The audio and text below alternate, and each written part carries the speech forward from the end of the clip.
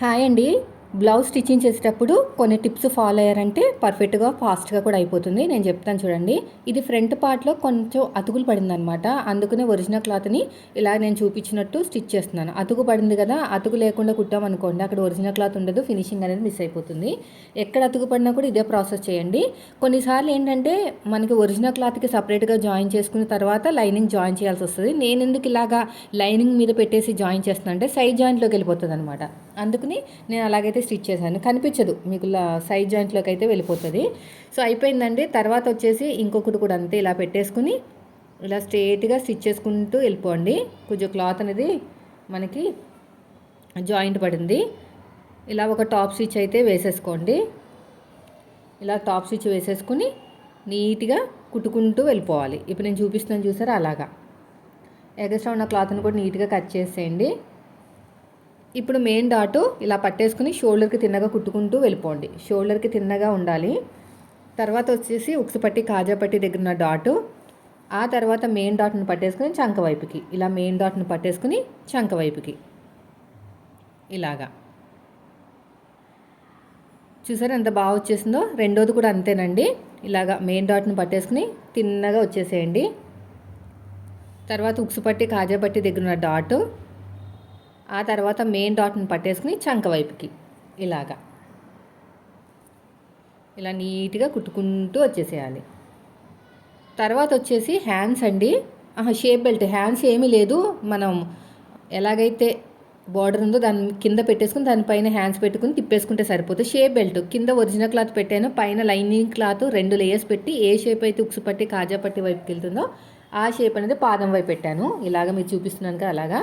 మళ్ళీ క్లోజ్ చేసేసుకుని ఇంకొక స్టిచ్ అయితే వేసేసుకోండి. ఇలా చూపిస్తున్నాను చూడసారా, అలాగా స్టిచ్ వేసుకుంటూ వెళ్ళిపోవాలి. తర్వాత వచ్చేసి ఎక్స్ట్రా ఉన్న క్లాత్ నీట్గా కట్ చేసేయండి. ఇక్కడ కూడా అంతే, ఇలా నీట్గా కట్ చేసుకుంటూ వెళ్ళిపోండి. ఇప్పుడు రెండో షేప్ బెల్ట్ ఏ షేప్ అయితే మీకు సైడ్ జాయింట్ వైపుకి వెళ్తుందో ఆ షేప్ అనేది పాదం వైపు పెట్టుకోవాలి. ఇలాగ పాదం వైపు పెట్టేసుకుని దీనిపైన కూడా ఇలా పెట్టేసుకుని నేను చూపిస్తున్నట్టు ఇలా నీట్గా స్టిచ్ చేసుకుంటూ వెళ్ళిపోండి. ఓకేనా, ఇలా నీట్గా కుట్టుకుంటూ వెళ్ళిపోవాలి. ఇక్కడ ఎక్స్ట్రా ఉన్న క్లాత్ నీట్గా కట్ చేసేయండి. మళ్ళీ ఇలా క్లోజ్ చేసుకుని ఒక టాప్ స్టిచ్ అయితే వేసేసేయండి. ఇలాగా ఒక టాప్ స్టిచ్ వేసేసుకోవాలి. మళ్ళీ క్లోజ్ చేసుకుని ఇంకొక స్టిచ్ అయితే వేసేసేయండి. ఇలా క్లోజ్ చేసుకుని ఇంకొక స్టిచ్, ఇలా మొత్తం కూడా అంతే. ఇప్పుడు ఎక్స్ట్రా ఉన్న క్లాత్ని కట్ చేసేయండి. ఇక్కడ కూడా సేమ్ ఎక్స్ట్రా ఉన్న క్లాత్ నీట్గా కట్ చేసుకుంటూ వెళ్ళిపోవాలి. ఇప్పుడు షేప్ బెల్ట్ అనేది నీట్గా జాయిన్ చేసేసుకోండి. ఇలా పెట్టేసుకుని నేను చూపిస్తున్నాను చూసారు, ఏ షేప్ ఎటు వస్తుందో చూసుకుని, ఒకటేమో అడుగు భాగంలో వస్తుంది, ఇంకోటి వచ్చేసి మనకి ఫ్రంట్ పార్ట్ పైన వస్తుంది అనమాట. ఇలా కుట్టుకుంటూ వెళ్ళిపోండి. ఇలాగా మళ్ళీ ఇలా ఓపెన్ చేసేసుకుని ఇలా ఫోల్డ్ చేసేసుకోండి. ఇలా ఫోల్డ్ చేసుకుని నీట్గా స్టిచ్ చేసుకుంటూ వెళ్ళిపోవాలి. ఇలా ఫోల్డింగ్ చేసేసుకుని నీట్గా కుట్టుకుంటూ వెళ్ళిపోవాలి. ఇప్పుడు సైజ్ ఇలాగ నీట్గా ఇలాగ కట్ చేసేసేయండి. ఇప్పుడు వచ్చేసి ఎడమ చేతి వైపు కాజా పట్టి, కుడి చేతి వైపుకి ఉక్సు పట్టి అనమాట. దీనికోసం నేనైతే 3 ఇంచుల వెడల్పుతోటి లైనింగ్ క్లాత్, 3 ఇంచుల వెడల్పుతోటి ఒరిజినల్ క్లాత్ 2 తీసుకున్నాను. తీసుకుని రెండింటిని ఇలా కలిపేశాను. ఇలా కలుపుకుని ఇలా నీట్గా కట్ చేసేయండి. అడుగు భాగంలో పెట్టేసేయండి. అడుగు భాగంలో పెట్టేసుకుని రఫ్ ఇచ్చేసేయండి. ఇలాగా రఫ్ ఇచ్చేసుకుని కుట్టుకుంటూ వెళ్ళిపోవాలి. మళ్ళీ ఇలా ఓపెన్ చేసేసుకుని డబుల్ ఫోల్డింగ్ చేసేయండి. ఇదంతా కూడా డబుల్ ఫోల్డింగ్ అనేది చేసేసుకుని ఇలా నీట్గా స్టిచ్ చేసుకుంటూ వచ్చేసేయాలి. ఇక్కడ కూడా అంతే ఇలాగా.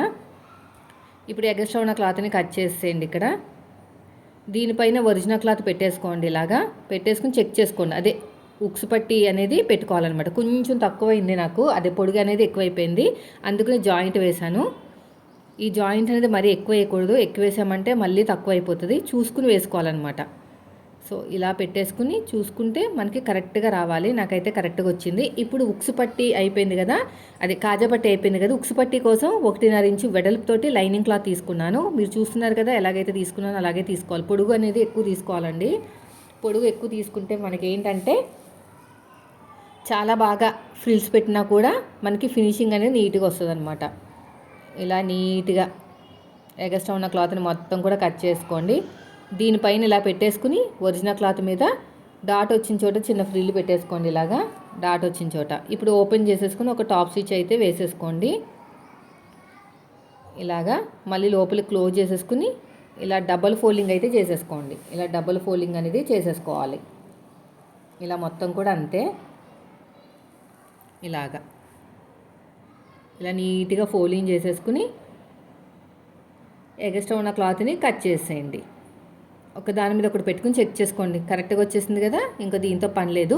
ఇప్పుడు బ్యాక్ పార్ట్లో మెయిన్ డాటు నడుము దగ్గర ఈక్వల్గా ఉండాలి, షోల్డర్కి తిన్నగా ఉండాలి. ఇలా నీట్గా కుట్టుకుంటూ వెళ్ళిపోండి. ఇది అయిపోయింది. తర్వాత వచ్చేసి ఇక్కడ కూడా అంతే, ఇలాగా ఇలా పట్టేసుకుని ఇలా స్టిచ్ చేసుకుంటూ వెళ్ళిపోవాలి. ఇప్పుడు ఇలాగా మధ్యలో పెట్టేసుకోండి.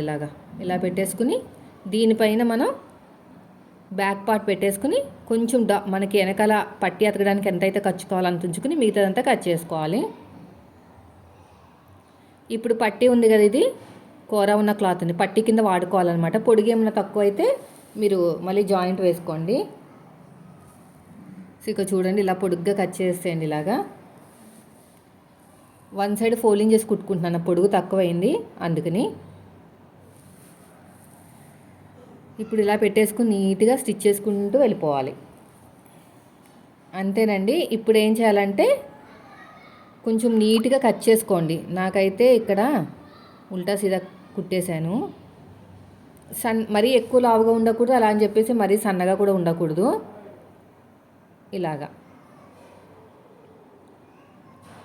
ఇలా పెట్టేసుకుని పైన పెట్టేసుకోండి. ఇలా పైన పెట్టుకుని స్ట్రైట్గా స్టిచ్ చేసుకుంటూ వెళ్ళిపోండి. ఓకేనా, ఇలాగా స్ట్రైట్గా స్టిచ్ చేసుకుంటూ వెళ్ళిపోవాలి. డాట్ వచ్చిన చోట చిన్న ఫ్రిల్లు పెట్టేసేయండి. డాట్ వచ్చిన చోట చిన్న ఫ్రిల్లు పెట్టుకుంటూ వెళ్ళిపోవాలి. ఇలాగా ఇక్కడ కూడా అంతే, డాట్ వచ్చిన చోట చిన్న ఫ్రిల్లు పెట్టేసేయండి. ఇలా మొత్తం కూడా చిన్న ఫ్రిల్ అనేది పెట్టుకుంటూ వెళ్ళిపోవాలి. నీట్గా కట్ చేసేయండి. తర్వాత వచ్చేసి ఒక టాప్ స్టిచ్ అయితే వేసేసుకోండి. ఇలాగా ఒక టాప్ స్టిచ్ వేసేసుకుంటే సరిపోతుంది. అంతే, ఇలాగా సగం కింద ఫోల్డ్ చేసుకుని నడుము లూజు కూడా సగం కింద ఫోల్డ్ చేసుకుని ఇలా సగం కింద ఫోల్డ్ చేసేసుకుని ఒక మార్కింగ్ అయితే వేసేసేయండి. ఇక్కడ కూడా అంతే, ఉక్సు పట్టి దగ్గర కూడా అంతే, అదేవిధంగా ఇటు సైడ్ కూడా అంతే. సో ఇలా అయిపోయిందండి. అయిపోయిన తర్వాత షోల్డర్స్ని జాయిన్ చేసుకుని పైపింగ్ వేసుకోండి. నేను ఆల్రెడీ ఎలాగ వేసుకోవాలో పైపింగ్ అనేది చాలా వీడియోస్లో చెప్పాను కదా, ఇంకా దీంట్లో చెప్పండి నేను. ఇప్పుడు ఇలా కరెక్ట్గా పెట్టేసుకుని స్ట్రైట్గా స్టిచ్ వేసేసుకోండి. తర్వాత ఇక్కడ కూడా అంతే, నెక్ దగ్గర కొంచెం స్లోప్ ఇవ్వాలి. ఈక్వల్గా పెట్టుకుని రెండోది కుట్టున్నప్పుడు స్లోప్ ఇవ్వాలి. ఇలా మొత్తం నేను చూపించినట్టు నీట్గా కుట్టుకుంటూ వెళ్ళిపోవాలి. ఇలాగా ఇలా మొత్తం కూడా అంతే. ఇలాగా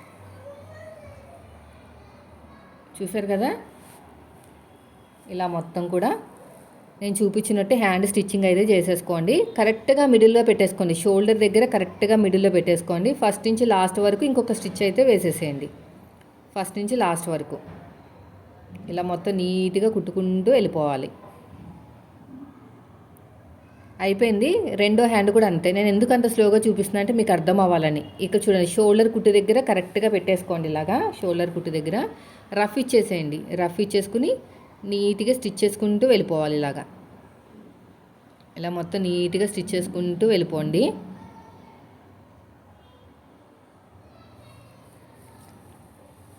తర్వాత ఇంకొకటి కూడా అంతే, ఇలా మొత్తం నీట్గా కుట్టుకుంటూ వెళ్ళిపోవటమే. మళ్ళీ ఫస్ట్ నుంచి లాస్ట్ వరకు ఇంకొక స్టిచ్, ఫస్ట్ నుంచి లాస్ట్ వరకు ఇంకొక స్టిచ్ అనేది వేసుకుంటూ వెళ్ళిపోండి. ఇలా మొత్తం కూడా అయిపోయిందండి. సైడ్కి జాయిన్ చేసేద్దాం.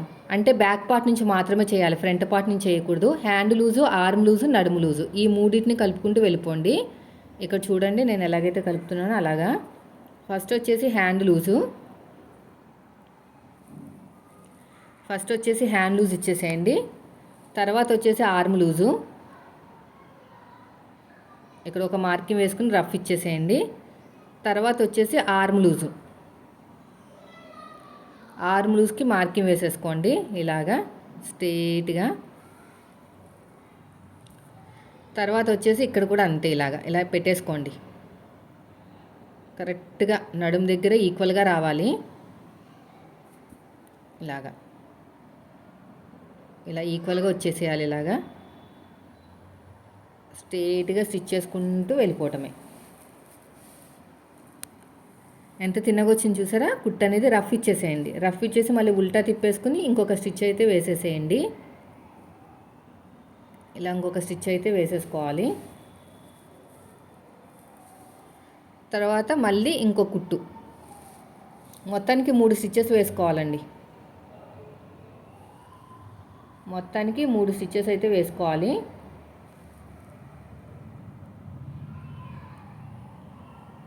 వీడియో నచ్చితే లైక్ చేయండి ఫ్రెండ్స్. మీరు మన ఛానల్ ఫస్ట్ టైం చూస్తే సబ్స్క్రైబ్ చేయండి. ఎక్స్ట్రా ఉన్న క్లాత్ నీట్గా కట్ చేసేయండి. ఇలా మొత్తం నీట్గా కట్ చేసుకుంటూ వెళ్ళిపోవాలి. తర్వాత రెండో సైడ్ కూడా అంతే. రెండో సైడ్ కూడా సేమ్ అంతే. ఇలా కరెక్ట్గా పెట్టేసుకుని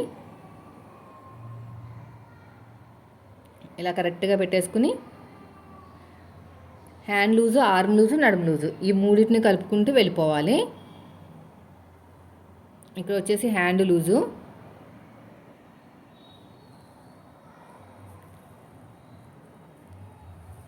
తర్వాత వచ్చేసి ఆర్మ్ లూజు.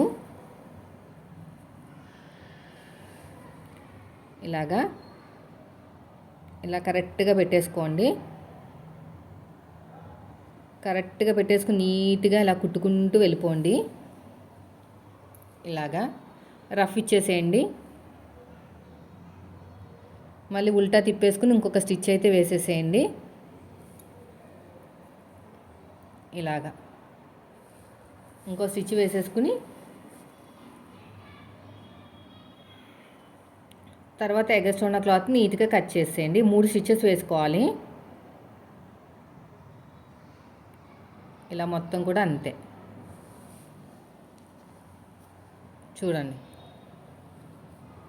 దానిలో మొత్తం నీట్గా ఇంకొక స్టిచ్ అయితే వేసేసుకోండి. అయిపోయింది. ఎగస్ట్రా ఉన్న క్లాత్ నీట్గా కట్ చేసేయండి. అంతేనండి. చూసారు కదా ఎంత సింపుల్గా అయిపోయిందో. వీడియో నచ్చితే లైక్ చేయండి. మీరు మన ఛానల్ ఫస్ట్ టైం చూస్తే సబ్స్క్రైబ్ చేయండి. సో ఫైనల్గా అయితే బ్లౌజ్ అయితే రెడీ అయిపోయింది. బ్లౌజ్ స్టిచ్చింగ్ కూడా నెక్స్ట్ వీడియోలో పెడతాను. సైడ్ జాయింట్ నేను చెప్పినట్టు చేసుకుంటేనే మీకు ఫిట్టింగ్ అనేది పర్ఫెక్ట్గా వస్తుంది, లేకపోతే రాదు. Thank you for watching.